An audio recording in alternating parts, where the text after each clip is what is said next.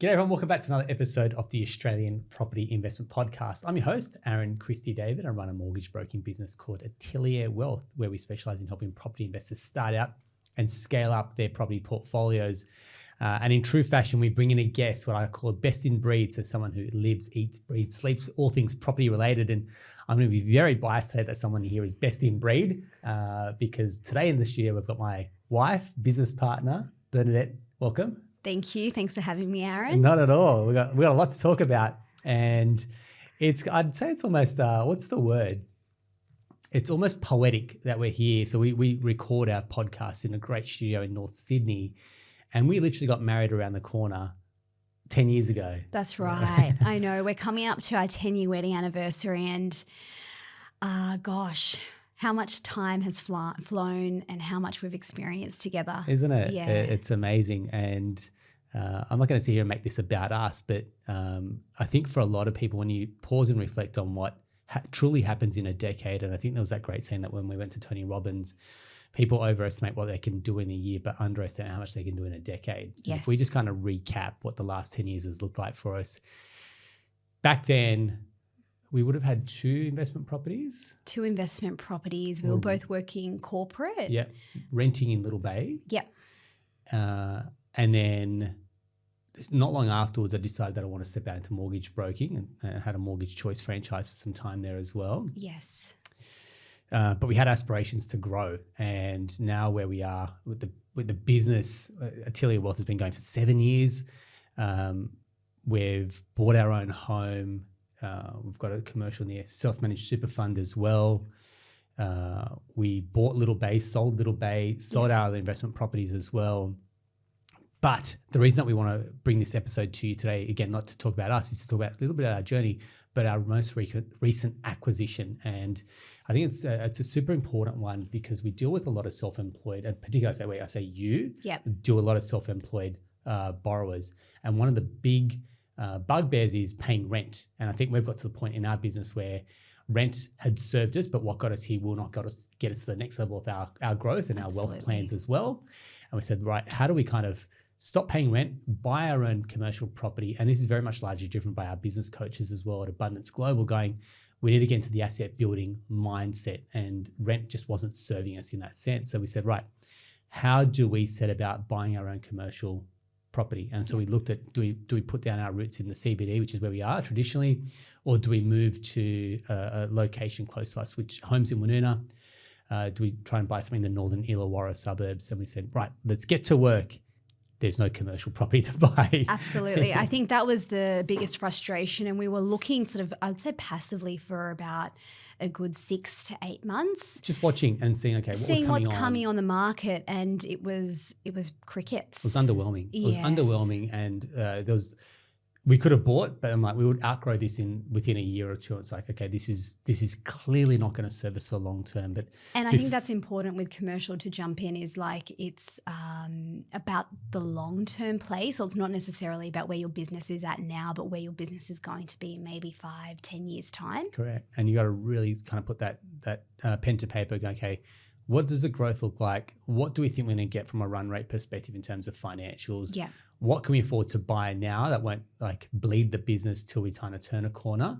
But then where's going to give us time to grow and put down roots for this business? So before we do continue, I want to make a note that this conversation is general in nature and not intended to give advice. So if you do need advice, please seek out a professional as well. So what I want to do is kind of take us through maybe a 3 or 4 step process. So we'll talk about the search, we'll talk about the buying, and then we'll talk about settlement and beyond. So like you said, passively looking at the market, not much going on there. We then turn to our buyer's agent, Jack Corbett. Yep, at Corbett Buyers Agency. Yeah, yes. Great local guy. And we said, Jack, we're frustrated. We want to try and buy a commercial. There's not much on the market. Can you just put the feelers out to see if anyone is interested? We want to get a first bite at the cherry. And even then, there wasn't much.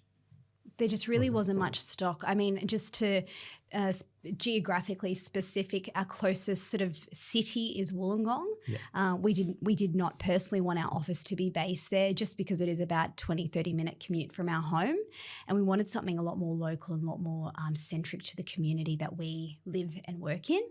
So as we're looking, we've reached out to Jack, and something did pop up. It was a vacant block of land, and Jack decided, he went in there for us and made an offer. As we went through that process, it became apparent as we were doing our due diligence, there was a contamination report on the land, which requires significant remediation works. It could be up into the thousands, and that was an immediate red flag for us. Although it was wonderful because it was a vacant block, we could build whatever we wanted on it, extend. Build other sites possibly so we could sublease. It wasn't right for us. We knew that we didn't have the pockets to do that remediation work. So we had to say goodbye to that property. Yeah.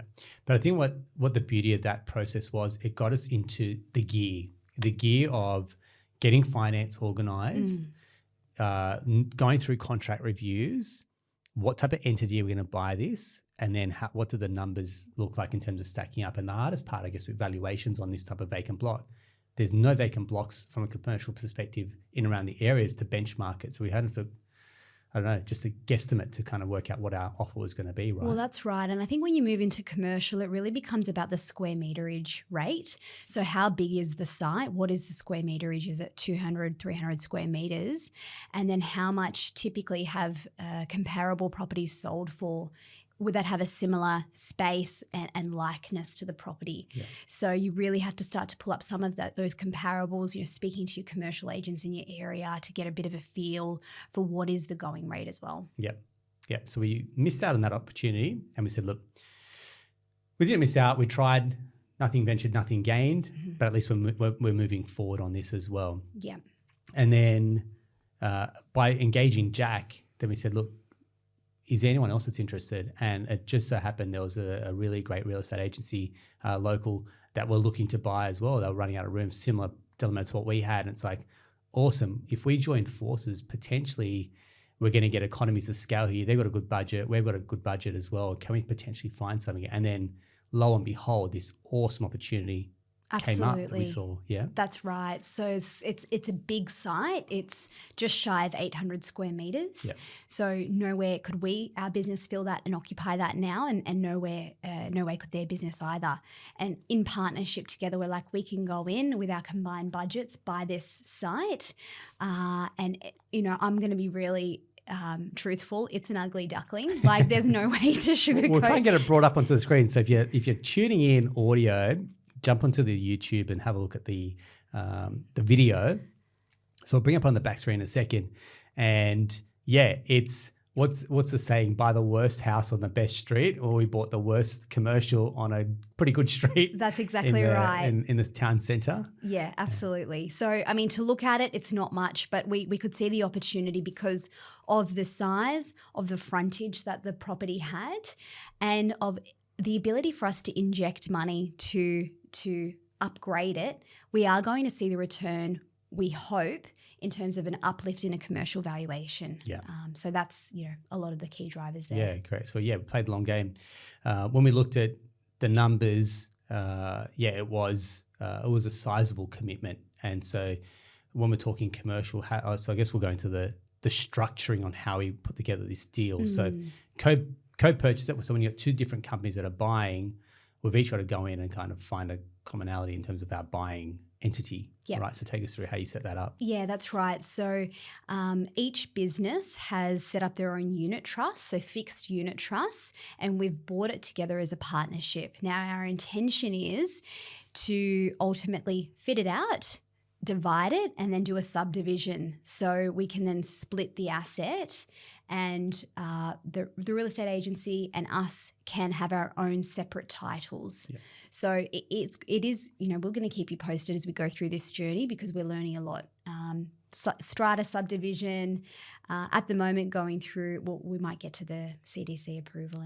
So going through the expressions of interest. And this was, again, another hard one, which is how do we value it? So we've got a real estate agency that's like perfect. They know residential, but the commercial, again, is a different skill set. And we're like, how do we value this thing? And we're like, working with the agent, negotiating. Again, we did the same thing, work out square meterage dollars.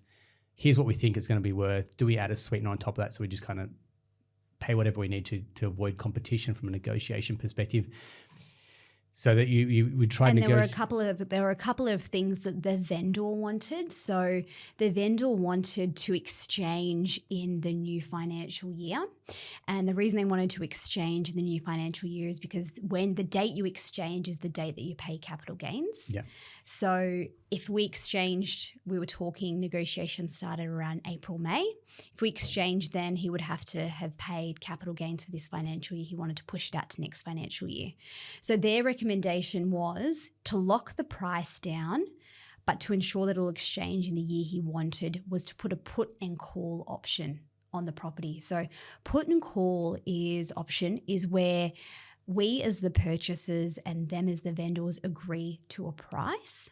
We sign an option agreement and we pay our option fee. The option fee is basically the 10% deposit, but we just pay it at the time of signing the option. Put and call, put means we have the ability on the date agreed to put it on the vendor to exchange the contract. And then the call option is where the vendor has the ability to call on us to exchange. And that's an agreed time frame, which was set in the new financial year, which was all detailed in the option agreement. So we're essentially paying our 10% deposit, but it's called an option fee, and we're going to exchange in the new financial year. So we're going to lock it down then. Benefit for us was we've locked in the price 3 months prior to us actually exchanging. So if there are any fluctuations in price, if the market is moving up, it's a really good way for you to secure your property and the price of the property and let that ride out. And that enabled us and gave us time to work with our banker, our broker, me as the broker, and then our NAB banker to get our finance in order and to start the design process for the fit out. Yeah, exactly right. And then the finance, working on commercial finance, for example, is very different to residential. So residential is you've got a set of rules. For example, here's bank policy, here's a calculator. Yes, it fits policy, therefore we'll lend you. Whereas working in commercial, and this is primarily the bulk of your work, commercial, self-employed, SMSFs, for example. So working with a commercial banker, they might say no originally.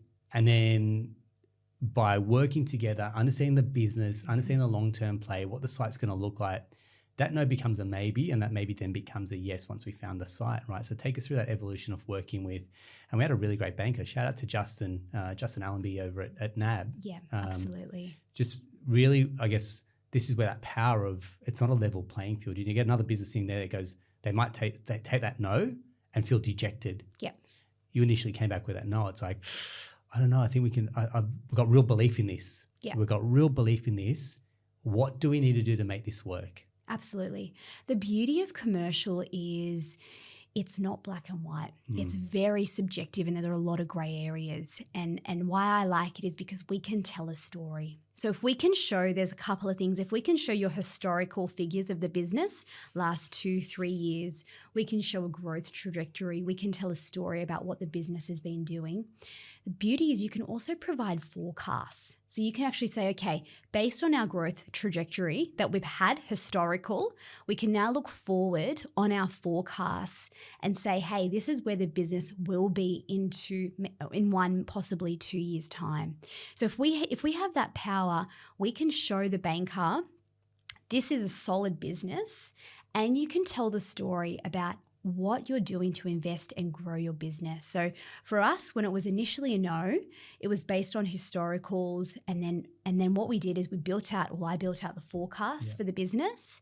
I also then pulled together, I'd call it like a mini business plan, and it broke down our business into 6 core strategy areas. So what are we doing on vision and leadership? What are we doing about product innovation? What are we doing for our leads, our marketing? How are we, servicing our clients, and then ultimately, delivering and giving our client success, and being able to map map out those sort of key areas in our business, tell the story about the strategy for each of those engine rooms in the business was something that it really showed and proved to the bankers, hey, this is a legit business. This is serious. They're invested in their growth. And then through the purchase of this commercial property, we can see that they're going to have uplift because of, productivity output, more ability to house more people in their business.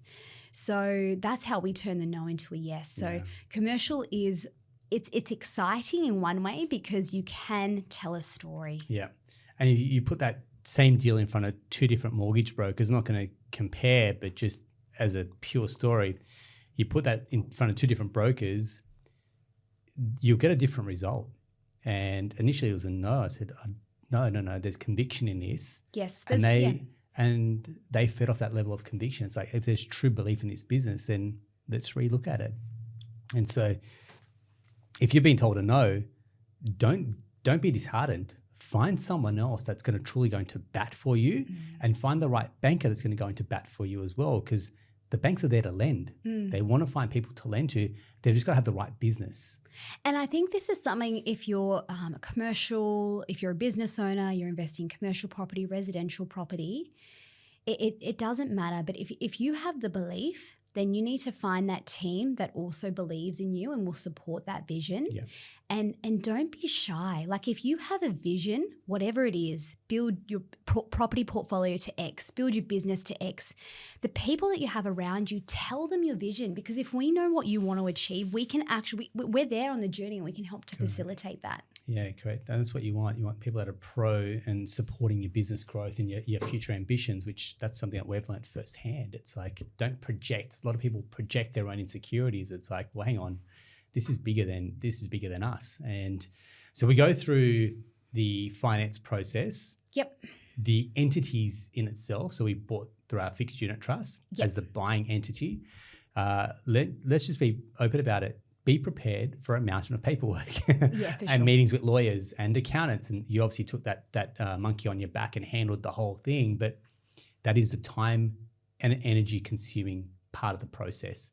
But it's mandatory. Like, you just can't buy the property without the time and energy investment. So be prepared to put away the time and the energy to understand how are we buying this, what entity, tax implications for the future as well. And then what does this mean from a personal and asset protection? Absolutely. And we're going through a whole wills and estate planning, which I think is another conversation for you and I to talk about in terms of personal protection. So then we get to settlement. Yep. And given that we had that extended settlement in the background, we've been doing some work on the actual site as well. So take us through what happens, CDCs, council, DAs, how have we navigated that process as well? Of course. So when you're buying a commercial property and you intend to fit it out for your business purposes or fit it out for someone else to rent it out from you, you've got two forms of approval. You can go through CDC as an approval. So it's a private certifier that will look at your plans, and then they are the one that give you the tick of approval to go ahead and fit this property out.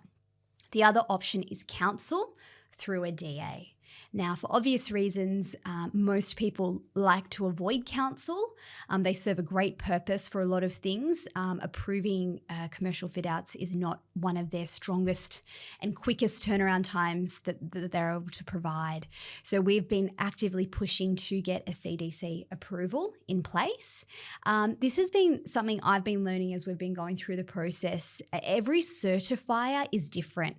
The first certifier we spoke with didn't want to, or told us to go to a DA, and that was because of the size of the property and traffic issues.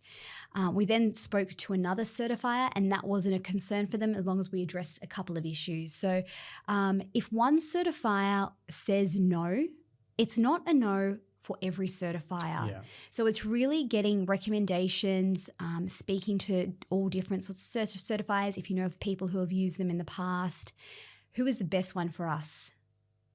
Yeah, spot on. Yeah. Great advice. And going through this, you've obviously got someone else on the other side that we've co-purchased with as well to share a little bit of that load, but that just means we're managing more stakeholders, all right? So yeah, absolutely. And then trying to manage the budget on top of this. So it's probably the next big one, which is how are we going about budget allocation for a fit out, and what do those costs changed, evolve, look like, and how are we managing Yeah, keeping it under a absolutely. certain limit as well. For us, the budget was decided on discussions with the other party that we purchased with. They'd recently done a fit out for one of their offices, and they said, "Oh, the fit out cost us about." We're sharing numbers. Go for it. Okay, the budget for their fit out costs them around $350. Yeah. And we were like, okay, great. It's a similar size when we divide the property in half. So we're going to budget around $350, but we actually got about $450 for our, contingencies. We're going through the process of speaking with builders and shop fitters now, and it is looking like it is about double that at the moment. So it's been a real shock to us. One, we don't have that budget, and two, we are going to have, if that is the case and we can't find someone who can meet us a bit closer, we're going to have to restructure our finance. So that means talking again to our banker, advising what's happening. It might need to be under commercial development finance. So it's entering a new realm as well. But it's not impossible. Now, the way that they'll look at it now is the commercial property, they'll look at it as it is. They'll then have a look at the building plans, and then they'll value it on an as if complete valuation, and then they'll lend to 70% of that. So we're still not going to get the full 100% of the costs that we need. Yeah. We'll get 70%, and we're going to have to kick in the extra 30% ourselves. Yeah, perfect. So if we look on the screen, this is the property that we've got. So like I say, if you want to jump onto the video format, you'll see it in live. And obviously it's great advertising because I've heard about NAB being our business banker, and suddenly they're on advertising on the right-hand screen, but that's a separate AI conversation, I feel, or good retargeting. We weren't lying about it being ugly duckling. It's a very tired building. Previously, in a past life, it was IGA. That IGA has been gone for a few years. It was then a Video Easy. That they've then gone. It was then at the front used as a medical centre up to about sort of here. And then the back of that was actually just left vacant for a number of years. So, you walk into the property, it has a very musty smell. There's, pipes and gyprock and just empty cool rooms. And, you walk in, you go, wow, this is a lot of work.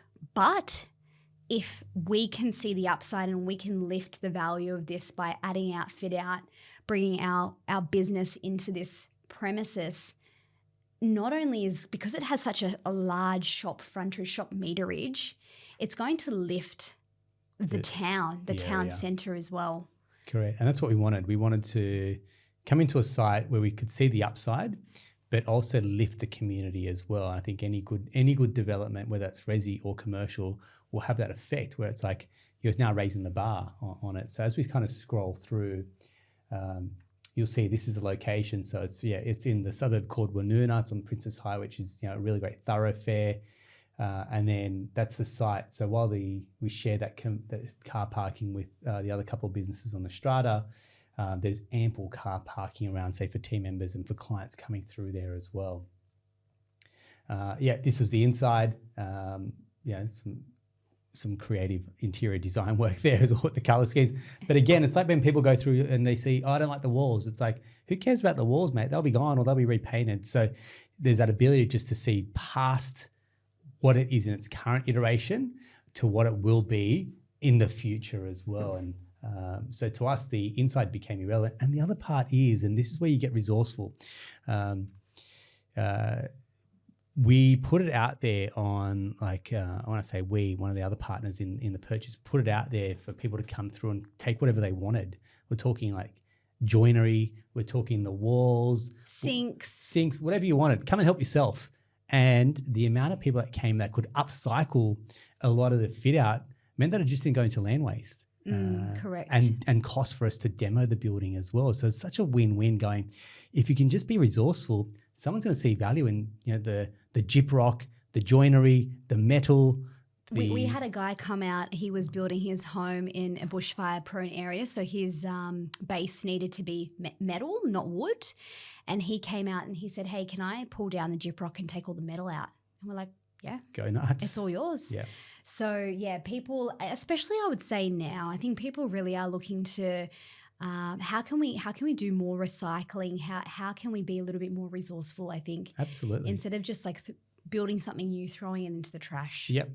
Yep. And I think it's, it's going to a great home. So that's been part of it. So we've got to, how do we locate? How did we negotiate settlement? How do we fit it out? So we're going to keep you updated on our journey. We want to be, we've often talked about clients' portfolios. We often bring in guests that share about what they're doing for their own clients as well. But I guess for us, we're just like everyone else that's listening. We're on our own wealth journey. We're trying to build our own portfolio. We're trying to build intergenerational wealth through property, and commercial for us became a very good vehicle, not only for the business, but also personal asset building as well, to go, right, it has future upside that the zoning, I think, allows for units to be developed on top as well. That's right. So again, it's the site became strategic, going not only for now and for the business, but potentially at some point in the future, if we had the inkling to then build on top, the site allows for it, which we thought, hey, that's a bit of an X factor too. So watch this. We'll keep you updated with the progress. It's something that we're being really excited about as well. We've been speaking about it. And I think for us, we've finally got to the point that we can confidently say we've got a good foundation with our own home. We've bought investment properties. We haven't been afraid to sell them and trade up, for example. And it's a strategy that we're fine tuning as we go through. And we've been, really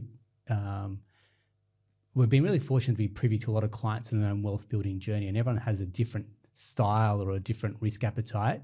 But for us, we're like, hey, in 20 years' time, would we have regretted missing out on this? And we said, yeah, I think we would if we didn't pull the trigger on it. So credit to you, Bernie. I know that I came out with some crazy ideas and you've been able to execute on quite a few of them. And I think you touched on it. The self-employed person that wants to find their own commercial site, you've got a real good track record of doing that as well, right? Absolutely. And I just, it's like renting for your business. Why would you rent for your own business if your business has the ability to buy the asset? So not only do you own the asset that your business operates in, you pay rent not to someone else, you pay rent to pay down that loan, that asset loan. So a lot of my savvier business owners, self-employed clients start to look at that at some point in their journey, because they can see that they're basically paying rent to someone else for their business premises. And it becomes very lucrative, right, when you look at the tax implications and the benefits. So yeah, definitely something we recommend our self-employed clients look into. And you can build your business how you want to. Like the style now reflects how you want to build your business. Whereas if you're renting, you're hamstrung in terms of what this site can do for you and your business. Like you want to put a fit out in there. It's like, it's great, but one, are we outgrowing the site, or two, are we just improving someone else's asset? Well, that's the thing. If you're paying $500,000 for a fit out or more, and it's not your property, yeah, you might be able to strip some of that back when you leave, but that's a big sunk cost into a property that you don't own. Like that's a big thing. And I think people go into fit outs and sort of go, yeah, great, and spend the money. But when you don't own that asset, when you leave that site, in your contract, you might have a make good clause. So that's where you have to strip everything out and leave the property how it was, which is another cost as well. Correct. And if you don't own that asset, then that's, costs on top of costs. Yeah, and depending on what business you've got, if you're in that location, you've built your reputation, and suddenly by the owner wants to sell it, or they're increasing the rent, it comes up to a renewal term. Now your business is hanging off the back of someone else's decisions. And it's like, don't leave it to chance. If you can afford to buy, or you're thinking about buying, let's have a conversation. Absolutely. Because I think even just having that conversation, may not be now, it may be 1 or 2 years' time, but at least you're thinking about assets instead of simply your business being the asset. You're thinking about other leverageable assets as well. And I think also thinking about buying commercial property for your business puts you into a different mindset. So some business owners I speak with, they're about showing no profit so they pay no tax. I would say it's a very scarcity mindset mentality. When you're thinking about, can I actually buy this property that we run our business in? Okay, how much income and revenue do we need to make? How much profit do we need to earn? Okay, how do we get that 30 or 20% deposit to buy that asset? This puts you into an abundance mindset. This puts you into a growth mindset. It puts you into a property portfolio building mindset, and I think that's so important. I would much rather pay tax and have profit and cash left over than have no profit, no cash, and pay no tax. I am happy to pay tax if it means I have cash in the bank to pay my employees, to grow my business, to then invest in assets for our family. I think that is something that I really want to talk to business owners about, because we put ourselves into a growth mindset. We can hire more people, we serve more clients, we add more value into the economy, and it just continues to grow and scale. Well said. Well said. I don't think I can top that, so we'll leave that there. I might lose my seat as the host on this soon. I don't think but so. We'll watch this space with interest. But I want to say thank you, Bernie. I really appreciate you coming in, sharing the journey. Guys, we're an open book. So if you've got any questions about how we've done this, how we financed it, and I've got to say, going through the financing, just to kind of cap off on this, there are so many banks that have different policies. I mean, we could drop to the whole value of our home and then buy the commercial property as well, depending on the loan to value ratio. And I think we were even pleasantly surprised about being the business owners trying to buy this asset. Banks that were going, hey, look, we've got this product and it's slightly flexible, using our own home as well, not kind of tying it all in, but going, there's equity there that we can leverage and access as well. So yeah, there's plenty of ways to skin this cat. If you're thinking about it, if you're commercial curious, please do reach out. We'd love to have a chat, and Bernie can be your lead on that as well. Thanks very much for tuning in. If you found this helpful, please leave us a review, give us a thumbs up, and subscribe for more. And until next time, take care.